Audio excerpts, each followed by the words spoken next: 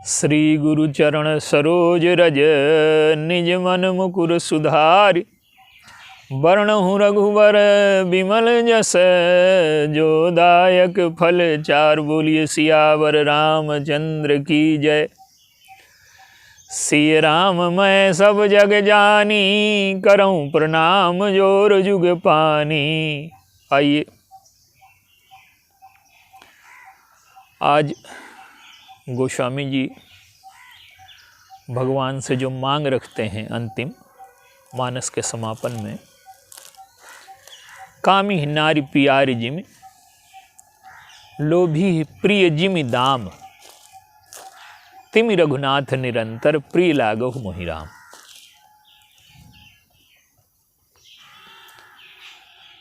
भगवान से वो मांग रखते हैं कि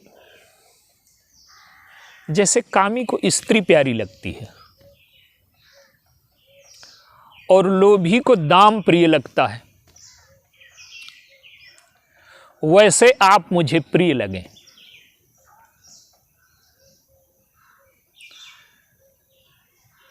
ये इसका तात्पर्य क्या है? देखिए, जो काम का आकर्षण है ये लोभ का आकर्षण है। संसार में अधिकांश व्यक्तियों में पाया जाता है। कुछ बिरले महापुरुष होते हैं जो इन आकर्षणों से ऊपर उठ पाते हैं। तो ज्ञान सिद्धांत तो ये कहता है कि संसार मिथ्या है, ये जब बोध हो जाएगा तो ये अपने आप छूट जाएगा। लेकिन भक्ति सिद्धांत ये कहता है ये मन की स्वस्थता के उपाय हैं, चाहे ज्ञान सिद्धांत हो, चाहे भक्ति सिद्धांत हो, चाहे कर्म सिद्धांत हो, चाहे शरणागति। सबकी अलग अलग औषधियां हैं, सबके निदान अलग अलग हैं और स्वस्थता मनुष्य को हर पैथी से मिल जाती है। तो काम में एक विशेषता है, काम में जो आवेग होता है वो लोभ में नहीं होता। गोस्वामी जी ने उस काम के आवेग का स्वयं अनुभव किया। पत्नी चली गई, वो स्नान के लिए गए थे, तो रात में मुर्दे में बैठ करके सर्प से चढ़ करके किसी तरह से वो पहुंचे। लेकिन पत्नी के सामने कल था। उसने ये सोचा कि मेरी सखियां क्या कहेंगी कि इसका पति कितना निर्लज्ज है।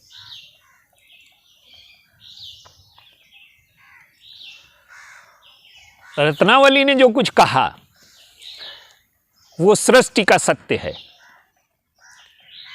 सृष्टि का सत्य क्या है कि सृष्टि में प्रत्येक व्यक्ति की एक सीमा है और गोस्वामी जी को प्रेम चाहिए था तो पूरा चाहिए था, उसमें वो बंटवारा नहीं चाह सकते थे। और रत्नावली एक परिवार में पली बढ़ी थी तो वो गोस्वामी जी को चाहती थी, लेकिन अपने प्रेम का बंटवारा भाई, पिता और परिवार में भी करना था उनको। तो रत्नावली ने जब कहा कि आप कोई जितना प्रेम इस शरीर से है इतना अगर ईश्वर से होता तो आप भगवान की ओर चले जाते। तो ये अपनी जब संत परंपरा में थे तो ये सारा सुनते रहते थे। वो किसी चीज को सुन लेने का ये अर्थ नहीं होता कि उसे हम समझ गए। लेकिन आज उन्हें समझ में आया कि ये रत्नावली की जो समस्या है ये सृष्टि की समस्या है और उनके पैर डिगे नहीं। उन्हें पूरा प्रेम चाहिए था और उन्होंने वो पूरा प्रेम पाया। कहाँ? चित्रकूट में। और चित्रकूट में जब उन्हें प्रेम मिला और भगवान का जो प्रेम है, जो ईश्वर का प्रेम है, वो पूरा का पूरा मिलता है। संसार का प्रेम आधा मिलता है, इसलिए व्यक्ति उस प्रेम से कभी तृप्त नहीं हो पाता, उसकी प्यास कभी बुझती नहीं है, उसका पोषण होता है उस काम से, उस प्रेम से, लेकिन उसके पोषण में तृप्ति नहीं होती। जिसे हम कहते हैं कि खाना खाने के बाद हमें बोध नहीं लगा, तो वो जो तृप्ति है वो मिलती नहीं है। और गोस्वामी जी ने क्या किया कि भगवान के प्रेम का अमृत पिया, और पिया नहीं, उस अमृत को पी करके वो अमर हो गए। और जो कुछ प्रेम की बूंदें छलकी वही आज हम लोगों के सामने है। हम लोग जैसे छोटे लोग उस प्रेम के अमृत का पान करके अपने जीवन को दोषों से मुक्त कर रहे हैं। तो गोस्वामी जी के जीवन में जो काम की उत्कटता है, देखिए काम में एक आवेग है, लेकिन काम में एक कमी भी है। कामी को जब तक मिलती नहीं वो वस्तु, तब तक वो बहुत व्याकुल रहता है, उसमें बड़ा आवेग रहता है। और जब वो मिल जाती है तो उसका आकर्षण कम होने लगता है, धीरे धीरे खत्म हो जाता है और धीरे धीरे वितृष्णा पैदा हो जाती है। तो गोस्वामी जी कहते हैं कि काम का आवेग तो मुझ में आए पर काम का दोष ना आए मुझ में। मिलने के बाद जो उत्कंठा समाप्त हो जाती है, वो कहते हैं कि उत्कंठा मेरे जीवन में बनी रहे, तो जब तक आप न मिलो तब तक तो मैं कामी की तरह से रहूं, और जब आप मिल जाओ तो मैं लोभी की तरह से हो जाऊं। लोभी का अर्थ क्या है कि लोभ में जो स्थिरता है, जो निरंतरता है, जो अतृप्ति है। काम में तो एक तृप्ति है, भले ही वो क्षणिक हो, और लोभी की ये चाहे विशिष्टता कह लीजिए चाहे दुर्बलता कह लीजिए, लोभी को चाहे जितना मिल जाए वो संतुष्ट नहीं होता, जितना मिल जाए चाहता है कि और मिल जाए। तो वो कहते हैं कि लोभी को जैसे दाम प्रिय लगता है, वैसे आप मुझे प्रिय लगो। अब आप देखिए, दोनों उपमाएं देने का तात्पर्य क्या है। काम में तो सामने वाला चेतन है, और लोभ जिससे किया जाता है वो चेतन नहीं, वो जड़ है। अब लोभी लोभ धन को चाहे जितना प्यार करे, धन तो लोभी को पहचानते नहीं। तो गोस्वामी जी का तात्पर्य क्या है कि जैसे कामी तो प्रतिदान की आशा रखता है और लोभी धन जैसे लोभी को नहीं पहचानता, वैसे मेरे जीवन में अब देखिए काम का आवेग और लोभ की निरंतरता। साधना का सत्य क्या है। हम जीवन में साधना करते हैं तो जैसे एक व्यापारी है, हम लोगों की जो साधना है वो अधिकांशतः आप देखिए कि हम साधना के किस स्तर पर हैं। हमारे जीवन में एक तरफ पूजा पाठ भी चलता रहता है और एक तरफ सांसारिकता भी चलती रहती है। जैसे हम धन कमाने से कभी संतुष्ट नहीं होते, तो क्या ऐसी स्थिति हमारे जीवन में पूजा में आती है कि हम पूजा से कभी संतुष्ट ना हो। हमें लगे कि आज कुछ कम रह गया, आज भगवान की पूजा पूरी नहीं कर पाए। तो जैसे धन के प्रति लोभ रहता है हमारे जीवन में, वही लोभ जब भगवान की पूजा, भगवान की सेवा, भगवान की उपासना, भगवान की अर्चना में वो लोभ आ जाए तो हमारी पूजा निरंतर बढ़ने लगेगी। अभी अधिकांश लोगों की जो पूजा है वो औपचारिक है। भगवान के यहां भी गए तो भगवान को मांगने नहीं गए, भगवान उनके इष्ट नहीं है। इष्ट वो है जो भगवान से हम चाहते हैं। तो भगवान साधन है, भगवान साध्य नहीं है। तो लोभ की उत्कृष्टता ये है कि भगवान हमारा साधन न रह करके हमारा साध्य बन जाए।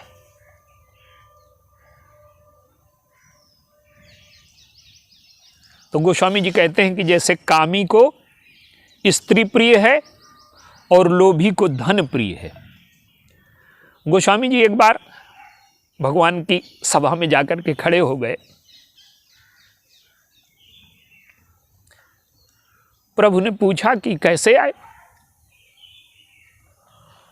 गोस्वामी जी कहते हैं कि मैं आपसे कुछ मांगने आया हूं। क्या मांगने आए हो? प्रेम मांगने आया हूं। तो कैसा प्रेम चाहिए तुम्हें? भरत जी जैसा प्रेम दे दूं, हनुमान जी जैसा, लक्ष्मण जी जैसा? तो गोस्वामी जी कहते हैं कि नहीं, इतने बड़े महापुरुषों का तो मैं नाम लेने लायक नहीं हूं। भरत जी के प्रेम में जो निष्कामता है, भरत जी के प्रेम में जो समर्पण है, भरत जी के प्रेम में जो विवेक है, भरत जी के जीवन में जो अहम शून्यता है, वो मेरे जीवन में कैसे आ सकती है? हनुमान जी जैसा निवृत्ति, हनुमान जी जैसा ब्रह्म, ये सारी चीजें हमारे जीवन में नहीं आ सकती। तो तुम्हें कैसा प्रेम चाहिए? तो गोस्वामी जी कहते हैं कि इन लोगों का मैं नाम लेने लायक नहीं हूं। मुझे तो वही दीजिए जो कामी को स्त्री जैसे प्यारी लगती है और लोभी को धन प्यारा लगता है। देखिए गोस्वामी जी क्या करते हैं कि एक बार वो भगवान से प्रार्थना करते हैं, संसार में रह करके विषयों की भीषणता का अनुभव यदि साधक को नहीं होगा तो ईश्वर की ओर जाएगा ही नहीं। साधना में तो पहले दुख होगा ही। संसार अगर मीठा लगता है तो फिर भगवान साधना कभी नहीं हो सकती और ईश्वर की ओर हम कभी जा नहीं सकते।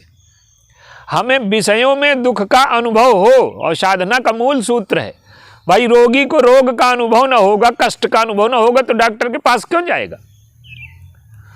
तो हमें संसार में जब तक दुख रूपता का अनुभव नहीं होता, हमारे जीवन में साधना नहीं हो सकती। तो भगवान से प्रार्थना करते हैं कि 3 अवतार आपने लिए अलग अलग, और 3 समस्याएं उन भक्तों के जीवन में आई, और मेरे सामने वो तीनों समस्याएं हैं। कौन सी? कि लोभ के ग्राह ने मुझे पकड़ लिया। वो कहते हैं कि गजग्राह की कथा आप सब लोगों को पता है, और हिरण्यकश्यप और प्रहलाद की कथा पता है, और दुशासन और द्रौपदी की कथा पता है। देखिए, लोभ, वो कहते हैं कि जैसे आपने गज का उद्धार किया था ग्राह से, उसी प्रकार से मेरा उद्धार करिए। क्यों? कि लोभ क्या है? लोभ जीवन में जल की तरह से है। धन व्यक्ति के जीवन में जल की जैसी उपयोगिता रखता है। जल ना हो तो प्यासा मर जाएगा व्यक्ति। इसी प्रकार से धन ना हो तो जीवन की प्यास कैसे बुझेगी? तो हाथी परिवार के साथ पीने गया जल, तो वहां क्या समस्या है कि जो लोभ का सरोवर, जो सरोवर है, वो जल जिसमें भरा है, जिसमें धन का जल भरा है, उसमें लोभ का एक मगर भी रहता है। इसका अर्थ क्या है कि लोभ की जो प्रवृत्ति है, वो जीवन में लोभ आवश्यक है, लेकिन लोभ की प्रवृत्ति अधोगामी होती है। लोभ हमारे जीवन की आवश्यकताओं की पूर्ति करे, हमारे जीवन की प्यास बुझाए, हमारी आवश्यकताओं को बुझा दे, हमारी आवश्यकताओं को पूरा कर दे, यहाँ तक तो लोभ आवश्यक है। लेकिन लोभ हमें पकड़ करके जब घसीटने लगता है तो हम कठोर हो जाते हैं। लोगों से व्यवहार हमारा जड़ता का हो जाता है। जो जिस इष्ट की उपासना करेगा उसका व्यवहार वैसे हो जाएगा। धन की उपासना करने वाले अधिकांश लोग आपको जड़ मिलेंगे, ये आलोचना नहीं है, लेकिन ये होता है जीवन में। जो हमारा इष्ट होगा उसका स्वभाव हमें मिलेगा ही। तो लोभ की जो प्रवृत्ति है वो अधोगामी है। और जब खींचने लगा उसको ग्राह, तो घर परिवार वालों ने साथ छोड़ दिया। संसार में जैसा होता है, जब तक हमारे पास साधन है तो सब हमको पकड़ते हैं, साधन न रहे सब हमें छोड़ देते हैं। तो अब लोभ के उस ग्राह के पास क्या, गज के पास क्या बचा? भगवान की स्तुति। तो भगवान ने गज को बचा लिया ग्राह से। तो वो कहते हैं कि लोभ का जो ग्राह है वो मुझे, लोभ का जो वो है वो मुझको नीचे की ओर घसीट रहा है, तो उस लोभ से मुझे बचाइए। और द्रौपदी, दुशासन कौन है? काम है। और भगवान का जो ये अवतार है ये 11वां अवतार है। 10 अवतार हमारे माने गए प्रमुख, पर गोस्वामी जी कहते हैं कि ये 11वां अवतार हुआ। क्या? कि वही भगवान कृष्ण गोपियों के वस्त्र हरण कर लेते हैं, और वही भगवान कृष्ण द्रौपदी के वस्त्र हरण हो रहा है तो उसको बचा लेते हैं। अब ईश्वर कौन है? ईश्वर तो कपड़ा है, तो कपड़े के सामने तो पूरा शरीर नग्न होता है, लेकिन वही कपड़ा दूसरों के सामने हमारी नग्नता को प्रकट नहीं करने देता, हमारी लज्जा बचा लेता है। तो जीव अगर भगवान के सामने अपने दोषों का निवेदन न करे, अपनी कमियों का निवेदन न करे, तो उसकी, जैसे द्रौपदी की लज्जा तब तक नहीं बची जब तक भगवान का स्मरण नहीं किया।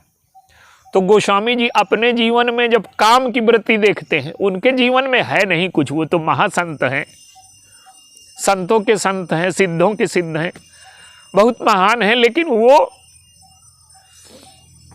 हम लोगों के लिए बता रहे हैं, वो अपने में स्वीकार करते हैं। हमारे जीवन में समस्या ये है कि दोष हम में होंगे तो दिखाई दूसरे में देंगे। और संत क्या करते हैं कि उनके जीवन में एक सूक्ष्मदर्शी होता है जो अपने दोषों को 1000 गुना करके देखते हैं। तो गोस्वामी जी कहते हैं कि मेरे जीवन में जो अनियंत्रित लोभ की वृत्ति है, तो मुझे जैसे ग्राह से गज का उद्धार किया था वैसे मेरा कर दीजिए। जैसे क्रोध मेरे जीवन में दिखाई देता है, हिरण्यकश्यप जैसे प्रहलाद को आपने बचाया था, मुझे बचा लीजिए। और जैसे दुशासन काम रूपी है, तो आप 11वां अवतार बन जाइए मेरे लिए।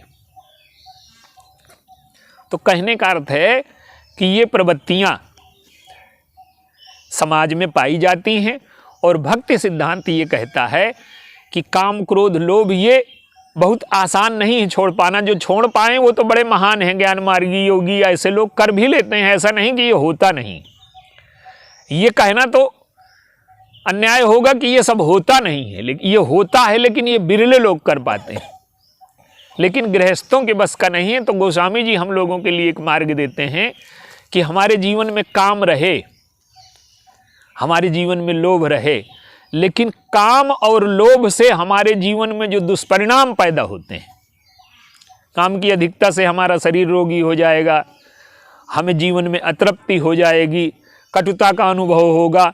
काम के जो दोष हैं वो हमारे जीवन में जो लाभ हैं वो मिलने वाले हैं, और हानियां भी वो मिलने वाली हैं। तो काम से जो हानियां मिलने वाली हैं वो हमें हानि न मिले, जो लोभ से हानियां मिलने वाली हैं वो हमें न मिले। तो काम और लोभ इन दोनों का सदुपयोग ये है कि हम उन्हें ईश्वर से जोड़ दें, और ईश्वर से जैसे ये जुड़ जाएंगी तो हमारे जीवन में काम लोभ जो अपवित्रता लाते हैं वो पवित्रता लाने का साधन बन जाएंगे, और हमारे जीवन की अतृप्ति मिट जाएगी, हमारे जीवन के दोष मिट जाएंगे, और हमारा जीवन ईश्वर से जुड़ जाएगा, हमारा जीवन तृप्त हो जाएगा, हमारा जीवन पूर्ण हो जाएगा, और हमारे जीवन में आनंद रस और पूर्णता का संचार हो जाएगा। बोलिए सियावर।